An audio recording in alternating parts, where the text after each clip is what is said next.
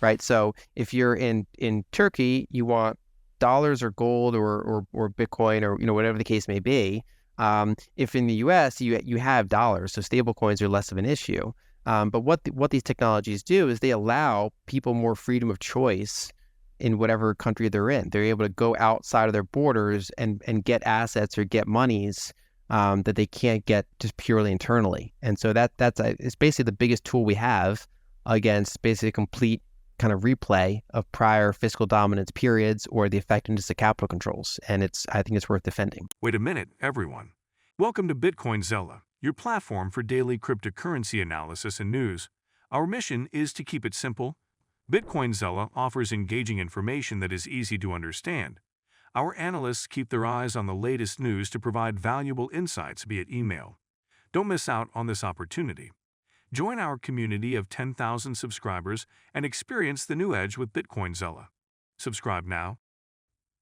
In today's video, Lyn Alden explains how can you prepare for the next new era and what asset you should own.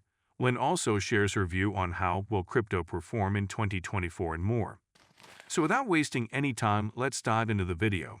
Well, I mean, I think that, for example, Bitcoin and stable coins are a big tool against this, right? So, for example, in developing countries, the fact that people can, a Nigerian graphic designer could hold up a QR code on a video call or send me a payment string, an email or a DM, and have me pay her in whatever currency she wants, right? It goes around her local banking system, right? So that's a super powerful tool. That's one that's infinite value density through ports of entry, and that's infinite value density peer-to-peer rather than through decentralized gateway. So that is basically the biggest tool against this. Is basically holding those assets, being able to transfer those assets is super important, which is also why you then do have to pay attention to jurisdictional risk. So I think that that's why part of my kind of case for being structurally long Bitcoin is this fiscal dominance environment. And then I do also pay attention to stablecoins, especially in that kind of emerging world phenomenon, because everybody wants to go up the stack.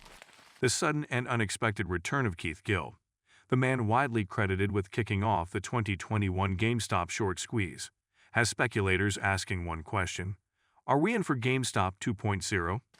Many are hopeful, but at least one analyst has his doubts. Gill was at the center of the GameStop saga during the COVID-19 pandemic, which saw Reddit traders flip the table on hedge funds that had been making money shorting what they believed to be a failing brick-and-mortar game store, which ended up sending the price of GameStop stock soaring over 1,000% in under a month.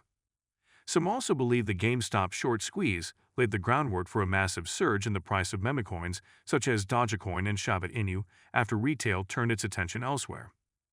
Gill went dark on social media on June 19, 2021, but returned after a nearly 3-year hiatus on May 13, posting a typically cryptic meme of a gamer sitting up in their chair to announce his comeback.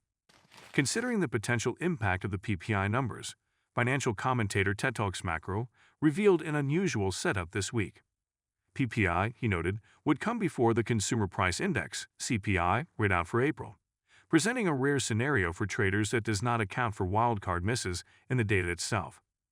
Today is a rare occasion where US PPI data is released the day prior to CPI data, he told ex-followers. PPI plus CPI data have a very strong correlation, PPI leading the way for CPI numbers historically. Thus expect the market to react more significantly than usual on any miss on expectations. Data from CME Group's FedWatch tool underscored the need for serious surprises in order to shift market expectations of an interest rate cut from the Fed coming any sooner than September.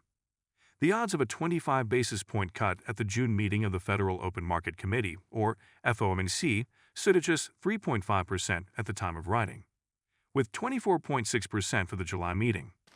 My base case is to see a more multipolar world. So you asked before, for example, what does this look like for other countries?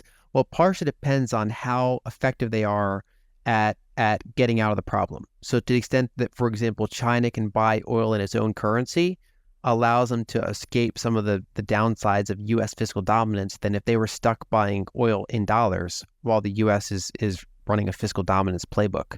And so over time, I think you probably would see more kind of bilateral trade agreements between large foreign countries, other economic blocs.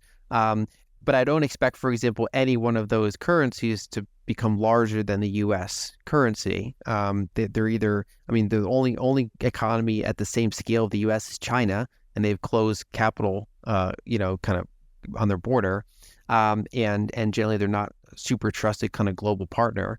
And so it's not that one other big currency takes over, but that you have a little bit more diversification of currency pricing or what kind of reserve assets central banks hold. So you get maybe less treasury purchases and more gold purchases because that's a market that they're used to. It's pretty big. Over time, we'll see, for example, what happens to the size of the Bitcoin market in 5 or 10 years or whatever else is happening here.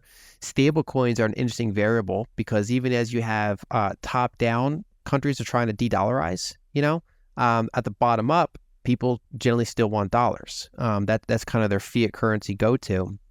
And so stable coins are a way to basically get dollars in the hands of people, even as their top level is trying to de-dollarize. So stable coins can actually extend the extent that the U.S. is able to maintain some degree of kind of global reserve status.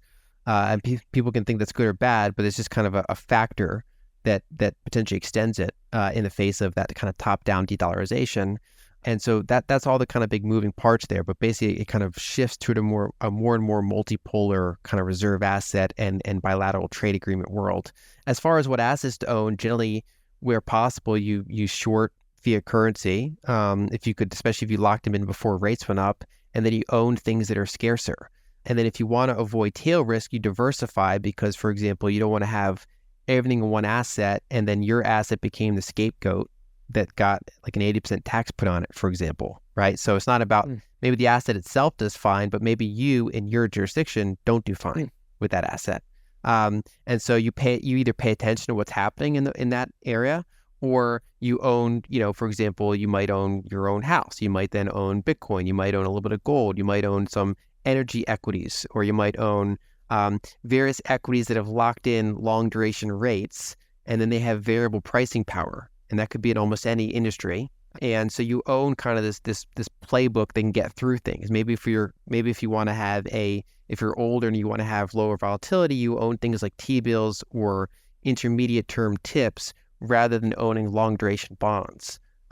Those are all kind of the different levers that someone can pull depending on where they live. What is their volatility tolerance like? What is their willingness to kind of concentrate and take on risk of that concentration, which could come politically as well. But basically, yeah, you want to own scarcer assets and be very careful about owning anything that's kind of just purely paper-based. Bitcoin may have escaped the post-halving danger zone and is now headed for reaccumulation, according to a crypto analyst citing historical data. On May 13, crypto market analyst Rect Capital posted an update to his Bitcoin market cycle chart on X, declaring that the danger zone, when the asset corrects after the halving event, is now over. Bitcoin is celebrating with a good bounce from the reaccumulation range low support, he added. The periods of pre- and post-halving danger zones have occurred in previous market cycles when the asset retreats on either side of the halving event. In this cycle, BTC fell 23% from its peak price in mid-March to $56,800 on May 1, marking the potential bottom of the post-halving danger zone period. The analyst added that if $56,000 was not the bottom, then this current pullback will have officially equaled the longest retrace in this cycle at 63 days. However, history suggests that this current pullback ended at $56,000 and 47 days, he opined. And do not forget to subscribe to Bitcoin Seller. The most important news will reach your inbox on a daily basis and for free. I do not know why you have not subscribed yet. If you like the video, give it a thumbs up and subscribe for more daily updates. Remember, knowledge is power, and we're here to empower you on your financial journey. Until next time, happy investing.